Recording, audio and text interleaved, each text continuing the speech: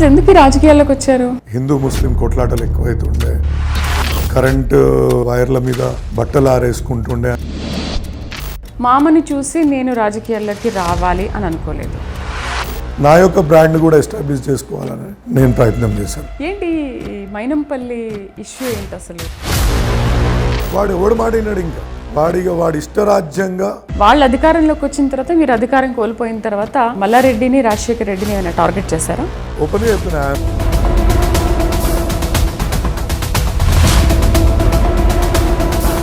MLA అయినప్పటి నుంచి మల్కాజ్గిరికి మీరు ఏం చేశారు? మాలోనే అప్పుడున్న కొందరు ఎమ్మెల్యేలు నమ్మక ద్రోహం చేయడం మూలాన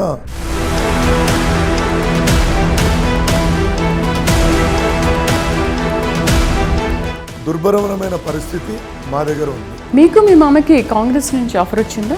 అధికారి వస్తాడు, అక్రమ సంపాదన చేసుకోవాలనుకున్నప్పుడు. మల్కాజ్గిరి ఎమ్మెల్యే మర్రి రాజశేఖర రెడ్డి గారితో స్పెషల్ ఇంటర్వ్యూ.